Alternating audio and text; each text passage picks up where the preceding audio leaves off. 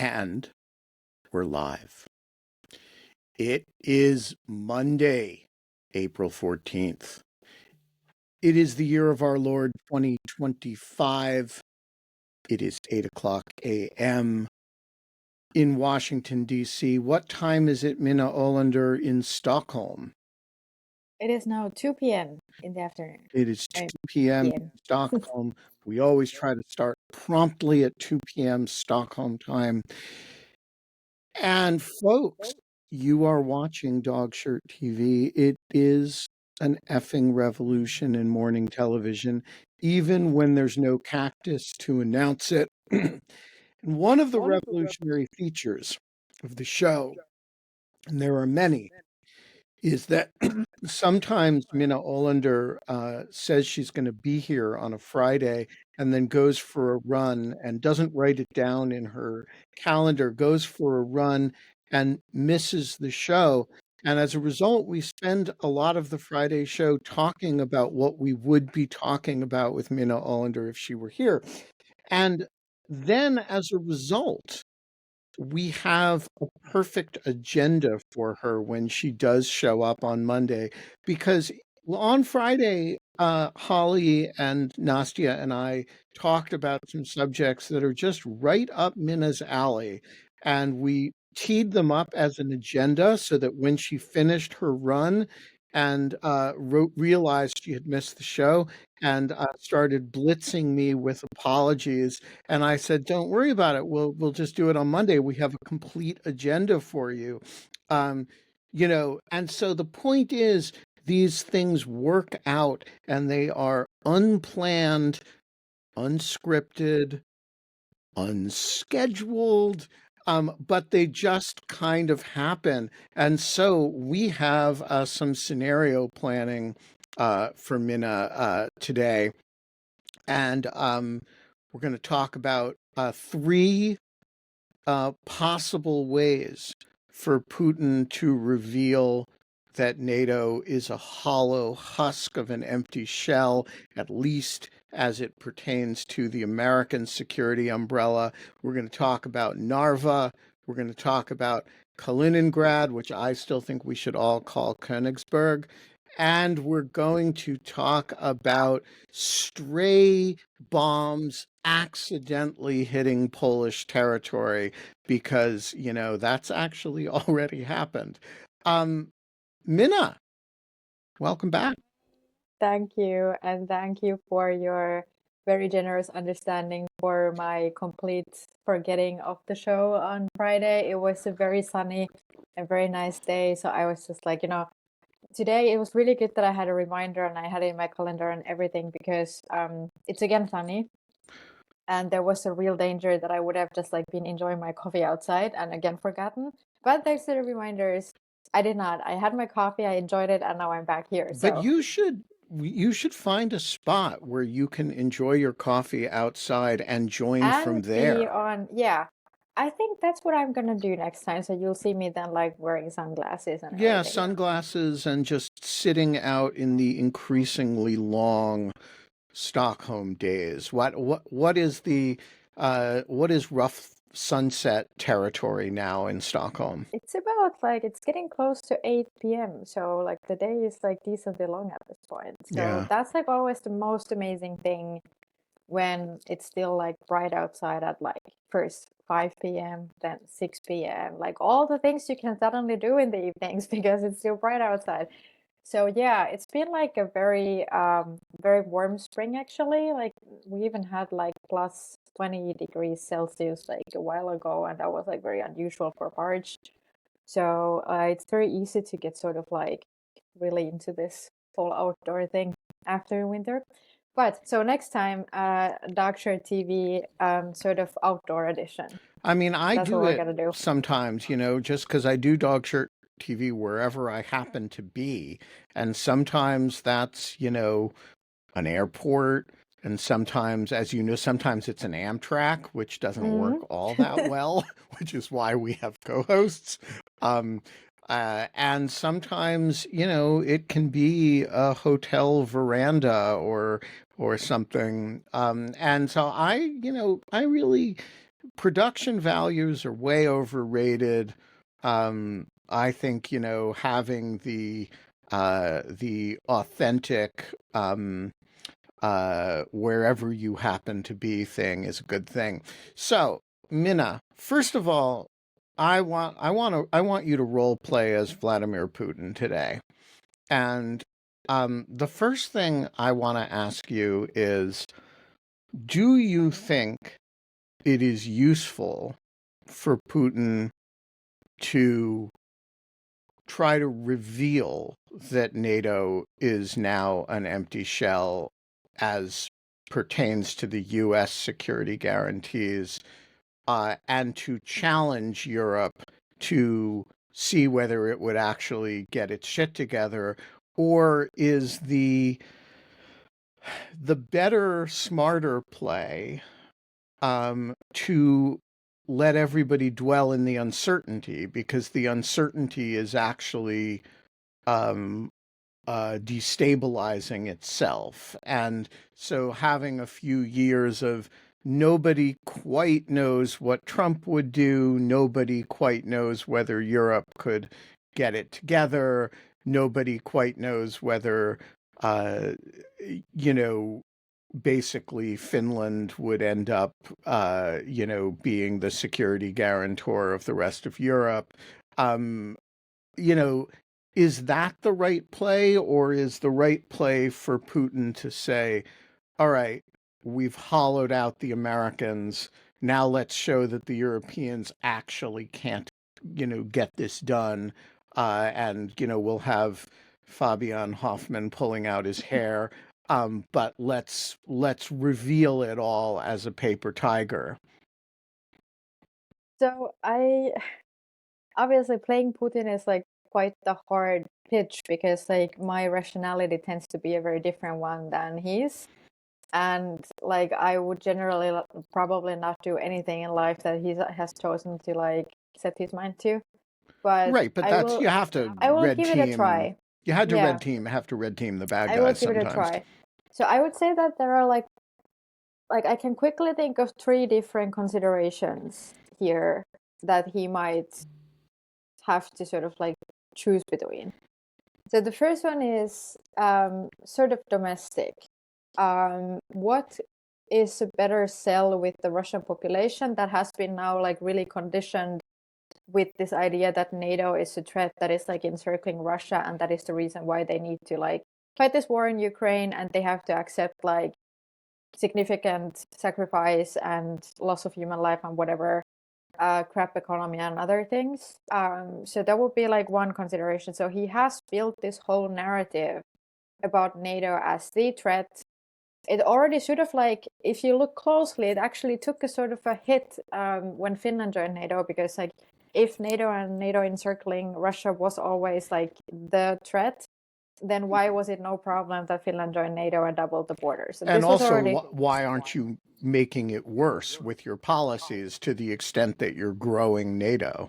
Exactly. And also, like, I think it's like very interesting from this like domestic narrative perspective that Russia just basically didn't react to it. Like, it didn't like sort of allocate any more significant troop concentrations or equipment or anything at the border. So nothing just happened. So but that's one consideration. So how to sort of like, is it sort of like more expedient for Putin to keep up this myth of a NATO that is only there to threaten Russia and screw Russia, a little bit like Trump has this narrative about the EU that is only there to screw the US?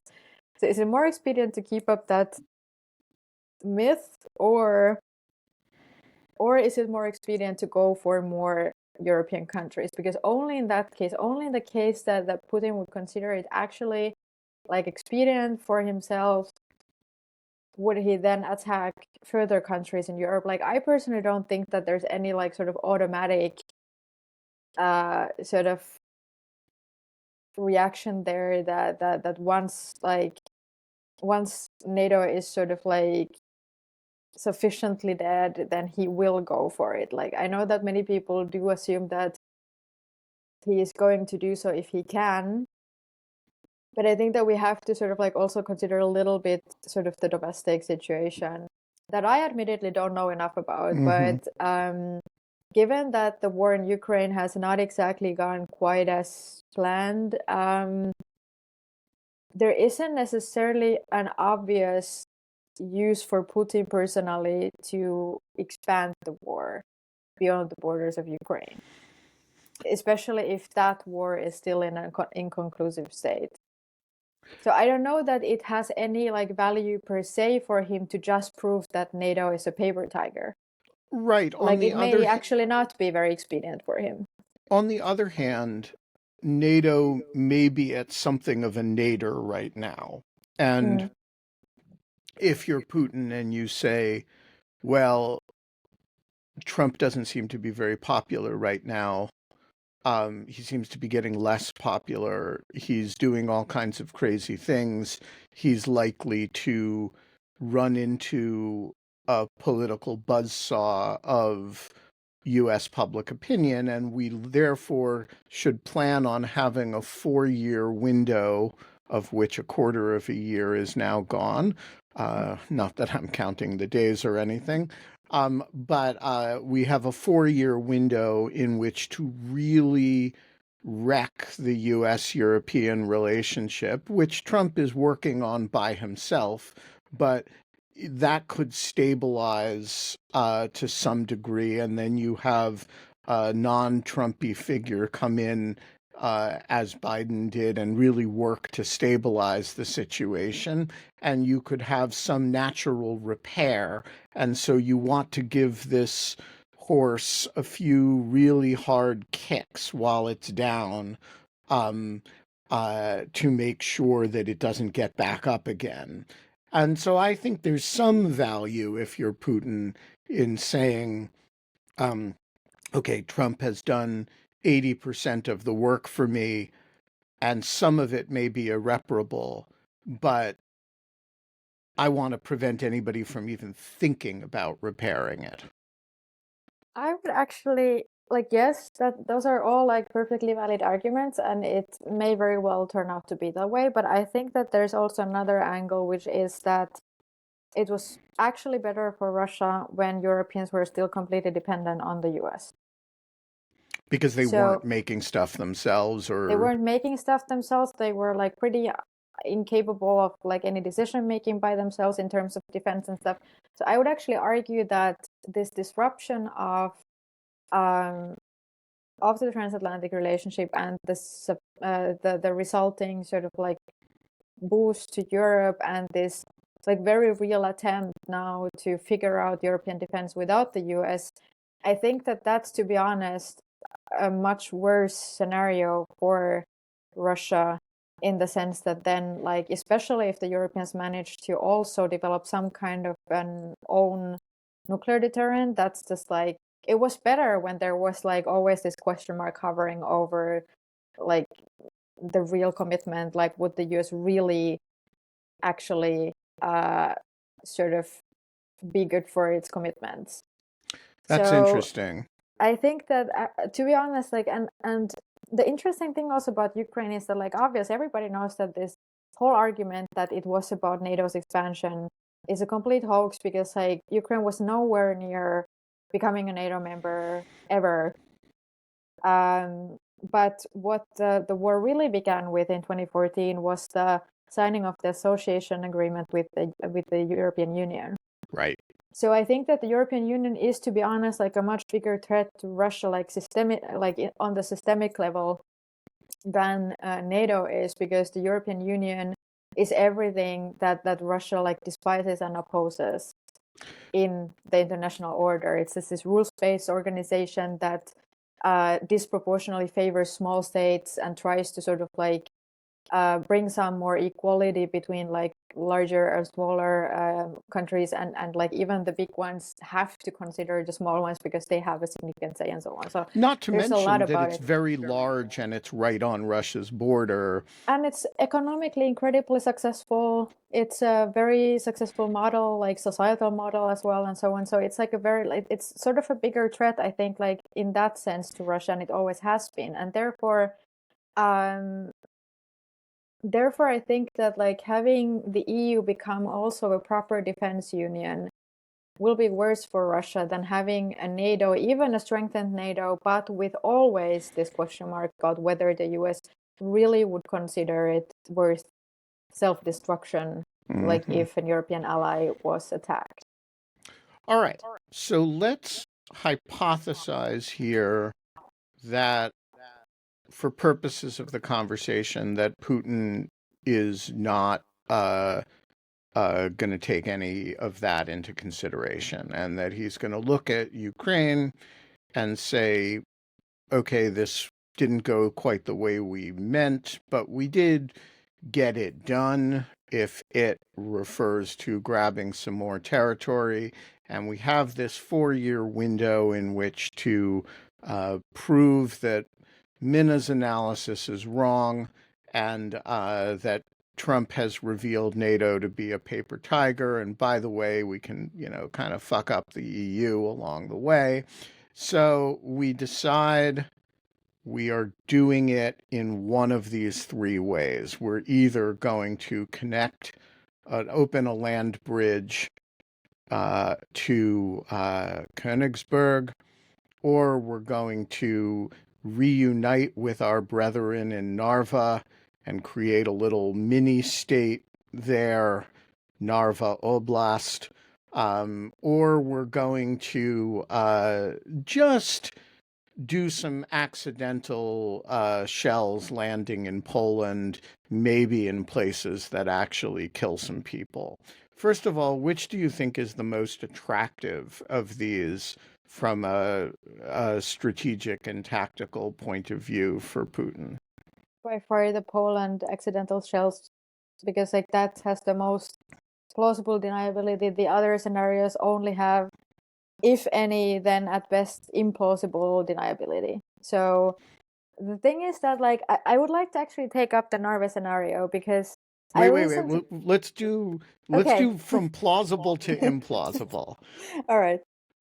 So you're Putin. Why dropping bombs accidentally in Poland rather than in Estonia?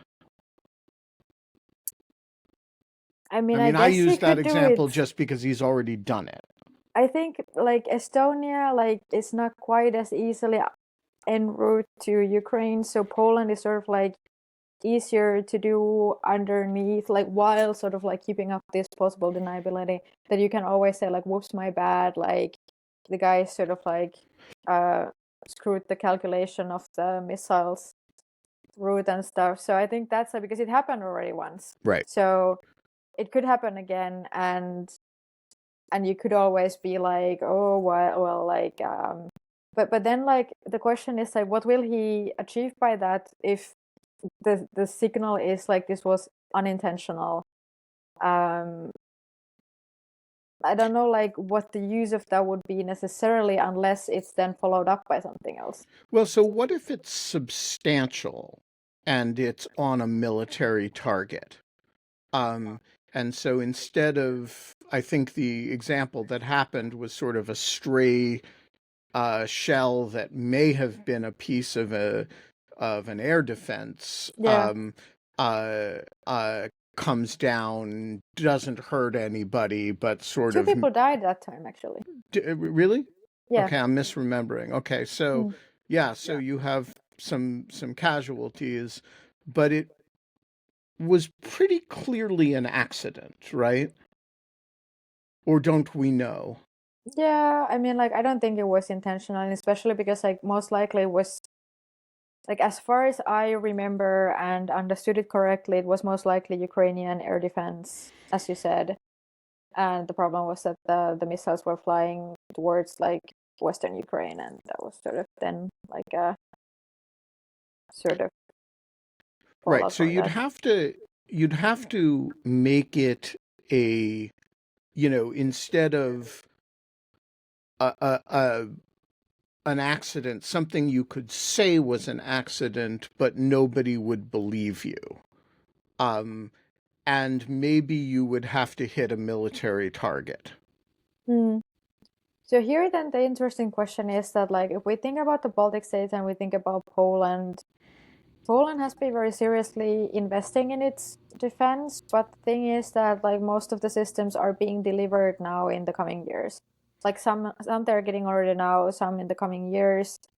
The question is a little bit also like whether they bought the right type of kit, because they were sort of like they got this order for like hundreds of HIMARS, for example. So I don't know how many they have. I don't have the numbers right now, like how many they actually ended up ordering, but they had the sort of like export permission from the US for like, I don't know, hundreds of HIMARS. And then the question is like, are the same things going to work in the next war that worked at that point of the war in Ukraine? Because now it's already a different situation. Russians have adapted, Ukrainians have adapted, all the things that are going on in the unmanned sphere, like I can't keep up. So that's maybe one question. Then there's of course like, I mean, the Poles have been expressing like very strong resolve. So I don't know like how attractive Poland is in that sense as like a place to test that resolve, because like they may actually prove to have significant resolve by themselves. So there may be some kind of retaliation from the Polish side, especially if at that point they feel that nobody's gonna care except for themselves.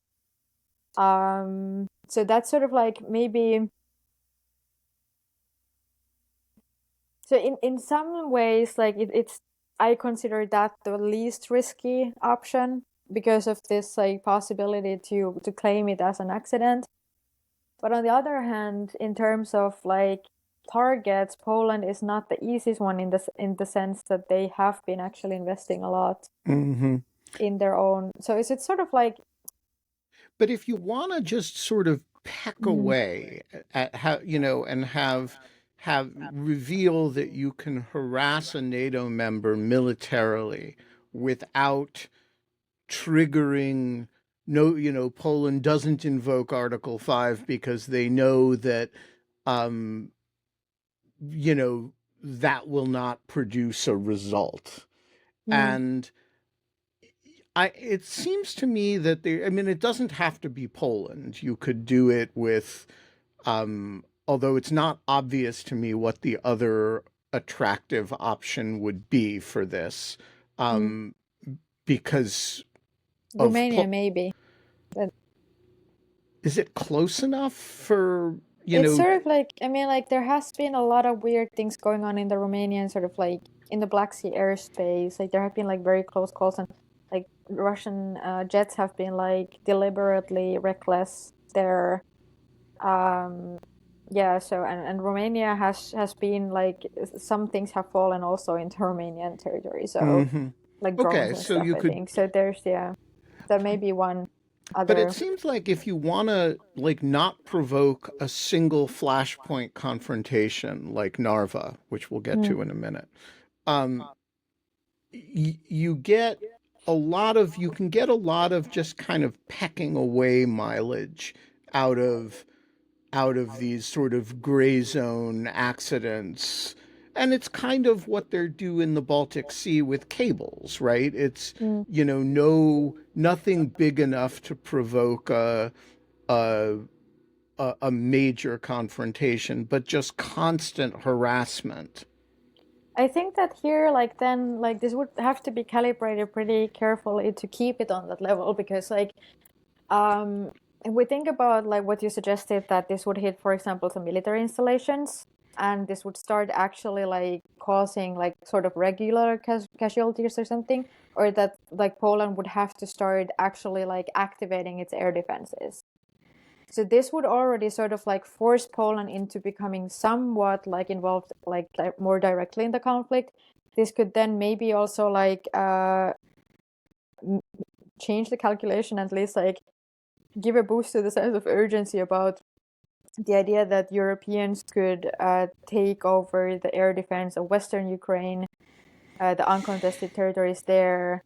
So this could, on the other hand, trigger some things that are not actually very beneficial for Russia. So it's like sort of like hard to assess like how they could do this in a way. I think that actually like rather than missiles, it would be better to do this with some drones or something.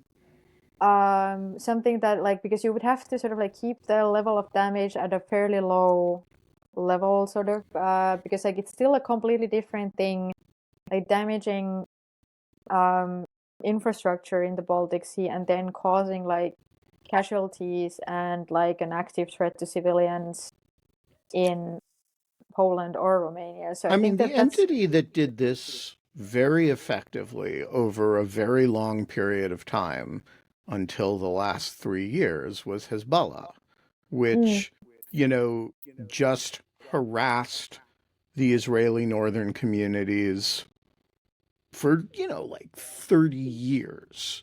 mm, And, it would always reach the level at which it was um, not desirable to trigger a full-scale confrontation with Hezbollah, because Hezbollah is a very capable force and, mm, blah, blah, blah. So you hit back, you tolerate it to a certain degree, you do your little cross-border incursions, but you don't escalate. Between 2006 and now, Hezbollah really got away with a lot. mm. And the only thing that really changed it was October 7th, where the Israeli tolerance level just went way down. Mm. I don't know that a sovereign entity could get away with that. Yeah, exactly. That's kind of like my sort of caveat to that as well, that Russia is not Hezbollah, and even if you can maybe consider it a terrorist state, it's still a state. Right. So I think that like also because of the nuclear dimension there, it would be sort of like, I think the like escalation control mechanisms there would be a little less obvious. I doubt that Russia could just like continue doing so without hurting its own interest, like in many ways. It might like risk some kind of displeasure from China, even if it continued to do that. It might trigger some more swift action against its like shadow fleet and oil exports in the world and other things. So like, as I said, like for me, it's really hard. Like I said that this would be sort of the easiest thing for them to do, like a But couple now you're times. talking yourself out of it. Exactly. But on the other hand, then like it would be sort of easiest. But then the question is, what would they gain from this? And how would they have to calibrate it in order to like minimize risks but still have some gain? Right. So yeah, maybe I have to sort of like walk back the likelihood, but I just think that like if they wanted to start sort of like nagging the Europeans, like now would also in that sense be a good time, because like Poland is still building up their forces. It's not like the process is not completed yet. So maybe, but like hard to assess like all the sort of possible like knock-on effects that it would have. All right, so let's talk about Narva. Mm-hmm. Narva, so first of all, I gave a little description of Narva on Friday, but give us a little more. Why is Narva such an attractive target from a Russian point of view? Well, the funny thing is that I don't think that it necessarily is so attractive, actually. So I think that what the problem has been for the past 3 years, or let's say at least two, um, is that like this whole Narva scenario, the whole like fait accompli scenario, either with the Suwalki Gap or this Narva thing, like something like that like the Russians would chip off some kind of part of one of the Baltic states, and then NATO would sort of like call NATO's bluff and like make it impossible for NATO to like reconquer that territory because of a nuclear ultimatum or something. That was sort of like the post 2014 scenario and like pre full-scale war in Ukraine, because like the And thing why has the Ukraine war changed that? it changed it because Finland joined NATO and Sweden. But like in this case, especially with Narva, Finland is even more relevant because it sort of like shifted the strategic outlook quite a lot. Like back in the good old days 2 months ago when NATO still was a thing, I mean. Now it's like a little different. However, it doesn't change the fact that, for example, like even in the absence of like a fully guaranteed, like fully functioning NATO, there has been a significant sort of like cohesion effect in the Nordic Baltic region that has sort of like brought the region together. Like, I mean, the first shift was that strategically Finland and Sweden closed this gap that there had been within NATO between the Norwegian High North and then the Baltic states. And that made like defense planning for the region like quite difficult. There was this idea in NATO that let's just pause and explain that. So right, the NATO High North has a border between Norway and Russia. But then a very short one, a very short one. But then you go down and there's this very long Finnish Russian border that was not a NATO border before you get to, and it's, you know, like 1,000 miles long or something before you 800 miles exactly. Before you get to Estonia, where across the Baltic Sea, where NATO and Russia touch again. And so now that whole length is a NATO border with Russia. And then here, Sweden is also important because if you look at the map and you see that Sweden is this like sort of awkward mass in the middle that really sort of like disconnected the region before, but now it is like the main connecting link between sort of like northern Norway and the southern Baltic Sea. So there was sort of like Finland and Sweden were like quite a big gap there for NATO's planning, and it would have been very hard. Sort of like you could have Finland and Sweden were close partners, but there was still some degree of uncertainty, especially because they couldn't be involved in the defense planning and so on. But what happened now is that you have this whole new like supply route to the Baltic states from the north. So you have basically access from the North Atlantic through Norway, Sweden, Finland down to Estonia, basically.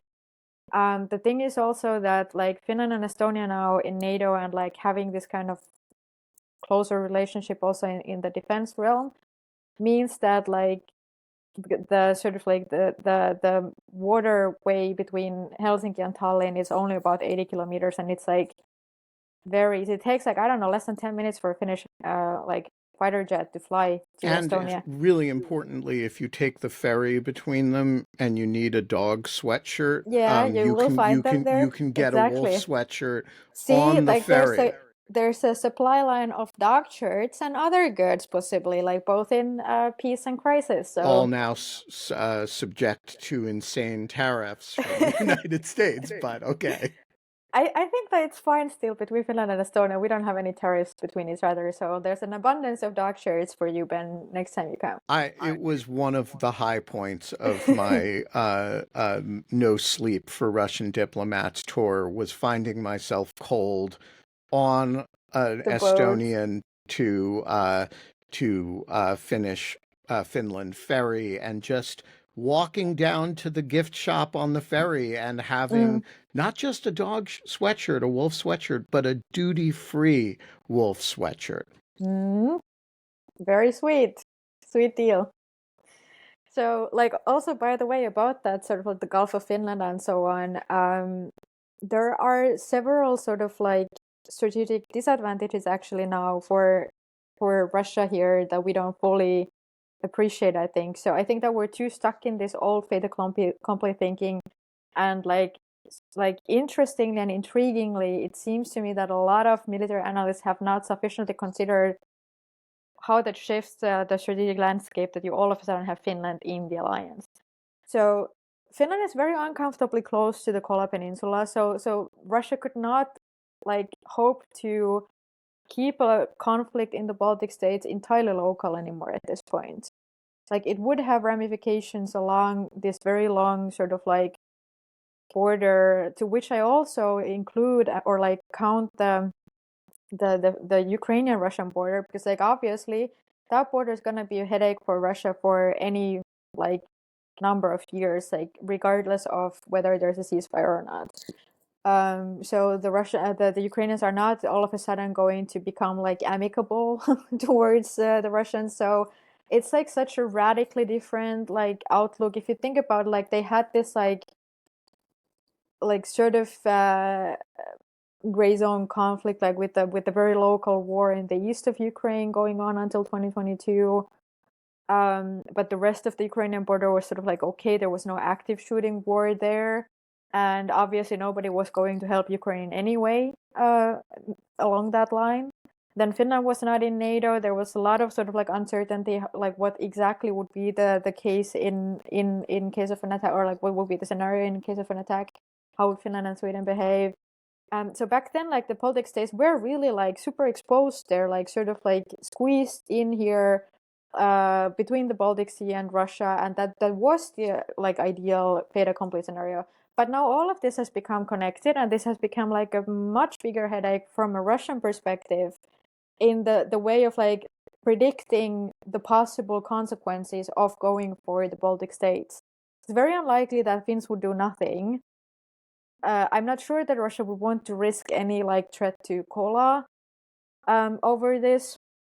Plus that then now the Baltic states can be supplied much easier. And also like, for example, Swedish territory is very important here, because like what Finland and Sweden really contribute here for the Baltic states is that their air forces, for example, can very, so they don't have to even be present in the Baltic states because they're so close by. They can very easily then like sort of get there. Plus, for the Russian Navy, the situation is not exactly great. Like Finland and Estonia can basically close the Gulf of Finland if they want to, and then most of Russia's Baltic fleet is stuck in St. Petersburg. So it's actually like not that convenient. And Kaliningrad, like I think, or like Königsberg, or like whatever the Polish name is, which I can't pronounce unfortunately, but that's also sort of like, okay, like they can have Iskander missiles there that can reach Berlin. But on the other hand, like we have enough missiles like all over Europe that can reach Kaliningrad. So also the sort of like strategic sort of advantage of Kaliningrad has been reversed to an extent, in the sense that it is also now in like a sort of uncomfortable spot. I wouldn't say that it's encircled by NATO. I would say that it's like hugged by NATO. So in that sense, sort of, we have to always think about it like not only like how Russia can threaten us, but also like how we can threaten Russia, because like they have to think about it. And I think the biggest difference to pre-2022 is that they have to think about now much more also how they would defend themselves against the possible retaliation. Even if they are not sure whether there will be a retaliation, they have to still consider the possibility of it, and they can't only plan offensive operations anymore the way that they maybe assumed that they could before 2022. All right, but that sort of all assumes that, I want to throw another variable in here, which is fascist machismo. I don't know what the term in international relations is for that, but you know, it seems to me that one thing dictators don't do in the militarism department is stop. I mean, I can't really think of an example of an expansionist fascist dictatorship that was like, okay, now we're satisfied with our, you know, territorial acquisitions. And Putin has not been super excited about having Trump as president in order to do nothing. And so, and he's clearly has some degree of NATO obsession. So it seems to me you're talking him out of a lot of activity that I'm not committed to his doing any particular one of these, but I don't think he's going to spend the next few years being, you know, a peaceable actor who's, you know, content merely to kill 35 Ukrainians in Sumy every few days. No, for sure not. But like, I just think that if Russia were to want to go for like some of these scenarios, be it along the Finnish border or Polish, or I mean, okay, the missile thing is a little different. That doesn't need any like massing of troops. But for example, any kind of like Baltic scenario, like all of this, like if Russia wants to do anything in the Baltic states, they will need to make sure that they have a little bit more military assets along the Finnish border to keep us busy and like away from the Baltic states. So we're going to have enough indicators. If they are starting to plan for any of these scenarios, we will be able to see it. We will be able to like observe what they're doing, and we're going to be able to like then figure out what our response should be. And I don't think that there would be no response. Like with or without the US, all of these countries like really would like to continue to exist.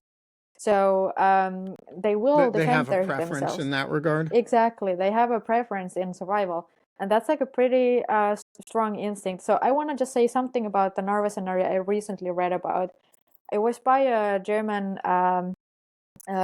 professor at the Bundeswehr University in Munich, Carlo Masala, who has written a whole book about like sort of a complete worst case scenario for Europe, which is that Putin wins the war and then goes for like this Narva thing. And the really interesting thing in his scenario was there were some like interesting logical sort of like glitches to my mind there. One of them was that like his argument for why Russia would go for Narva is that it's 90% Russian speaking, and that would be the reason why they would have a very easy time like taking it, and Estonia would have at best a very sort of like weak response to that. So my first like problem with this scenario is that precisely because Narva is 90% Russian speaking. So okay, this is a little bit off topic, but it's not as black and white as it's often portrayed. Like Narvans are not as detached from the Estonian society as like some of them surely are, but not all of them. So the social cohesion there is actually better than what like people outside of Estonia often think.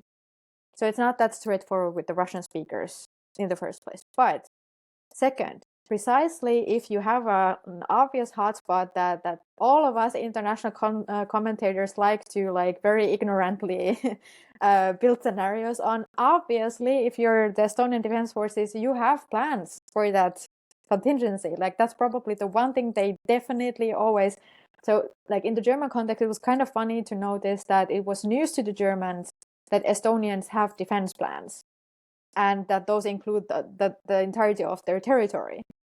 So that was the first problem. Then the second one was that the scenario included a very interesting sort of like little green men operation on the island of Hiiumaa, which is like in the Baltic Sea, a fairly big Estonian island. And the idea was that Russians would come there camouflaged as tourists, and then these tourists would turn out to be little green men who take Hiiumaa, and then it's sort of like a fait accompli and whatnot. And I found that like really funny in the sense that like there is absolutely no way that Russians would get something like that past the Estonian intelligence, which is like really top notch actually. It's of course like a very tiny intelligence service, but it's really good, and what they definitely know is they're Russia.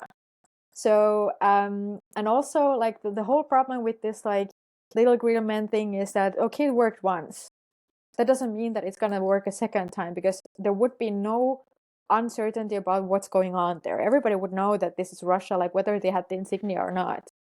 So the whole like deniability aspect there like would not work a second time. And then again, you would not be able to do that without anybody seeing it coming. And you could not, like, it would be very, very unlikely that Russia could ever surprise Estonia with anything like this. Right. I would think that the way to do it would be to stir up local sentiment in Narva, much the way they did in Transnistria and, you know, the Donetsk, Luhansk regions, and in Georgia, of course. And then you use a minority, kind of a restive minority protest as a pretext for something that's quite overt. I don't think you're going to be able to do it in a fashion with plausible deniability. I think you have to do it in the name of reuniting Russians with the with their homeland. I think that like one issue with this is that like also because this strategy has been used before, it would be very hard to do it without like Estonia being able to do anything about it whatsoever. So what is And this, Estonia's, if you started that, what would Estonia do?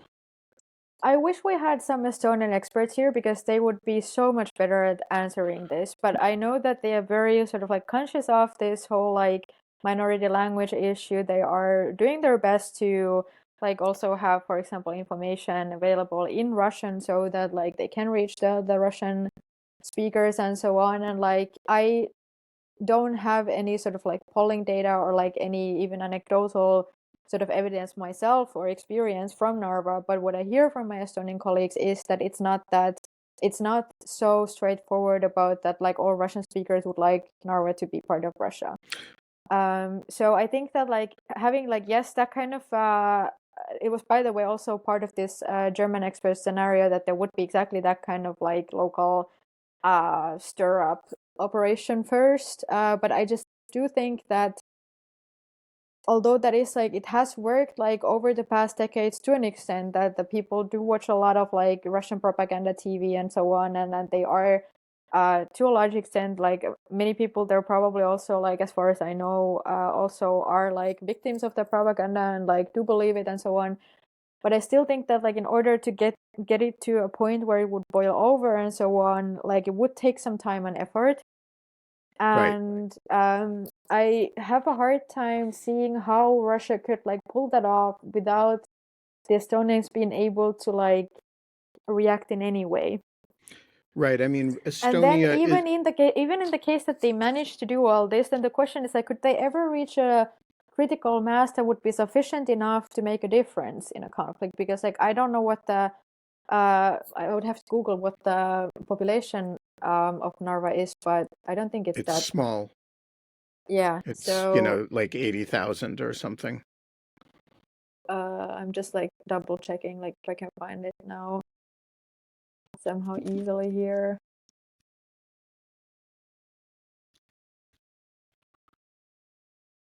53,000. Yeah. So okay, like 90 to 95% of them are Russian speakers, but still it's sort of like yeah, it's still like sort of unclear to me like how they could pull this off in a sufficient way and make sure that the Estonians could do nothing about it. So Yeah, so it's a really interesting question because this is a Russian community that, is bombarded with Russian TV and Russian propaganda and that sort of thing. On the other hand, it lives at EU standards, right? I mean, yeah. the you walk across that border into Ivangorod and the per capita GDP drops by more than half. And so it's a remarkable these people have the best deal in the world, frankly. They get to be all the Russian nationalists they want and live, Comfortably, yeah, in EU standard. Estonia, Yeah. and so it's a complicated, little dance that they're doing.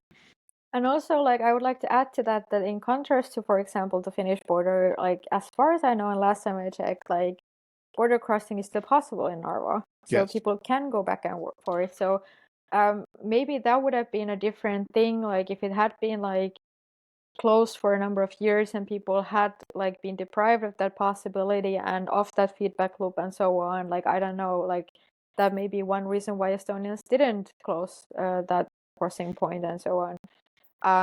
So I'm not sure like how many arguments Putin would even have that would support this whole sort of repression argument. I'm sure that they can come up with something, but So you're taking away all his options here, and I think he's over here watching the show feeling like, he had all these good ideas for a next move, and here's Minna Ålander just picking them apart. What's he supposed to do? What's the play to reveal NATO as a paper tiger without, he's got Trump in place, he's got the U.S. taking NATO apart, and he just wants to deal the death blow. You know, tell him what's the attractive option. Svalbard. Ah. All right, make the case for Svalbard. It's always been so. I still wouldn't want to put any likelihood on this, but like given that since Trump's Greenland antics, Putin has also sort of like started talking about it and like has sort of like given his blessing to this whole Greenland idea and stuff. There has been like some concern whether Putin is now thinking that okay, island for an island, Trump takes Greenland, we take Svalbard. Svalbard is this. I mean, we had Karin Anna again from Norway talk about this like a couple months ago, I think it was, and I just think that it's sort of that has always been, even in the best of times of NATO, would be up there like next to Greenland. That Svalbard. Yeah, exactly. So because it's like it has a very like special international status in international law. It's demilitarized. It's sort of like it's always been this kind of like, I mean, if you zoom out again on the map and you look at this, like just how far away it is from anything that is relevant to the North Atlantic Treaty Organization like area of responsibility. There's like very few people living there. It's always been like, to me, like the biggest question, like how many NATO nations would be willing to risk a war with Russia over Svalbard, especially because like it would barely even like impact anybody's life in a significant way. It would be like wrong in terms of international law and everything, but like what would be the real impact of this? So I think right, that is. So wait, let's talk about the Svalbard scenario, which, you know, Nastia is going to be kicking herself for not being here for this. First of all, just for those who have not heard our previous discussions of Svalbard, Svalbard is Norwegian, but it is subject to the Svalbard Treaty, which means that anybody, including you, can go live there without a visa, and you can work there and stay as long as you like.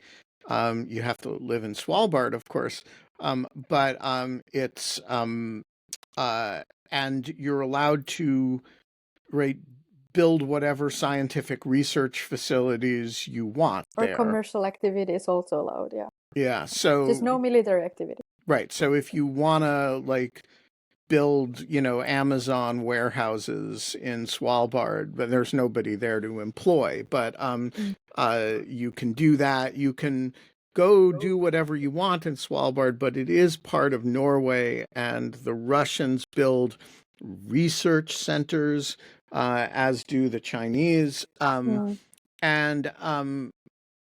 So what is the value of Svalbard from a Russian perspective? Is it just a symbolic black eye to NATO, or is there, I mean, they've got a lot of Arctic territory as it is. What would taking Svalbard get them?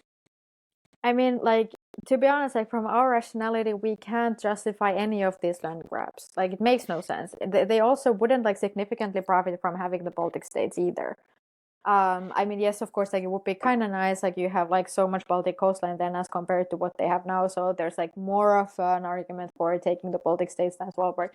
But we can't sort of like rely on our rationality in this, of course. But the thing is, like, if the point is just to like test Article 5, show that it's like it's a hoax basically, or like that there's nothing behind it, then this is a very good way to do it, because it is technically Article 5 territory, but it's very unlikely that anybody would want to go to war against Russia over Svalbard, except the French. They probably would. But why would the French care about Svalbard? Oh, they have been like also about Greenland. They already offered Denmark troops to send troops to Greenland, and Denmark had to be like, calm down. Because like it's always, the French are always like, they're always willing to send troops everywhere, like they're wonderful. Anyways, so the thing is that of course, like if you look at like sort of how like intercontinental ballistic missiles can reach, let's say, US homeland territory or something, Svalbard is not in a bad location in that sense. So having some kind of like a missile capability there, not bad in a way. So I think that Russia could make some military use of it. Then there's of course the history, namely that like although the Svalbard Treaty allows any signatory party to entertain commercial activity there and establish communities, only Russia has ever done that. So they have already had some kind of interest in like having a foot there. This would also sort of like go along well with their North Pole plans. I mean, at some point they did put the Russian flag on the North Pole, and then of course, like given all the sort of like energy resources that Russia has in the Arctic, like it could be probably somehow beneficial. China has this Yellow River research station there, and they've been increasingly interested in like, for example, mapping the seafloor and stuff like that. In the Arctic Ocean, so I think that there could be some also shared Russian-Chinese interest in Svalbard. So Russia has also been doing some interesting things because, like, it has on the one hand, like, sort of, it has this sort of narrative strategy of like contesting Norwegian authority over Svalbard and like trying to portray Norway as somehow sneakily trying to militarize Svalbard because of some Coast Guard movements. There's like very strict limitations, like for the distances that you can sort of like have military ships, for example, in that archipelago and so on. So and then like what was really interesting was like what they organized like, a couple of years ago, for example, on the Victory Day, this kind of like very weird sort of like military like ish parade. Like obviously it was not a real military parade, but like that reminded of a military parade on Svalbard, in this Russian village there and stuff like that. So they have been sort of like paving the way for something. So they have some interest there. Interesting. Yeah. And again, I have to refer to Karin Ann and other like Norwegian experts who know more about this. And just to be clear, Svalbard is really far north. Is the waters around it navigable all year round? Ooh, that's a really good question, actually. Because it seems like, there aren't that many places in the world that, your naval activity is a seasonal thing, but Svalbard may be one of them. But I mean, that's actually not really a bad thing for Russia because like their submarines are like the whole idea, like why they have their submarines up in the Kola Peninsula is that they can really sneakily move underneath the ice, and that makes it way harder to detect them. So like they don't mind. They also have like enough icebreakers for any kinds of needs. So I don't think that like whether it's all year round navigable, like that would be the least of Russia's concerns. And what would Norway's capacity to defend it look like? Not great, I'm afraid, but I'm not gonna sort of like I'll let some Norwegian expert. We can like definitely have Karin Anna again over to the show, like maybe with Nasia, to like discuss all the details of this because it is very Battle interesting. of Svalbard. Exactly, like she may also just like completely take the wind off my sails here and say like, no, this is equally moronic as the Narva idea. So yeah, I think we should ask her. So we are going to leave it there because it's 8:58. We started on time. We're going to end on time. And, we, Minna debunked my 3 scenarios, put a 4th scenario on the table, one that, frankly, I should have included to begin with, but I didn't think of because Svalbard's not along that border, Yep. It's just kind of off in somewhere between the Arctic Ocean and the Greenland Sea, which is a part of the world I don't think about very much, which is kind of her point. Minna, it's great to see your face. Come back, you should come back early and often.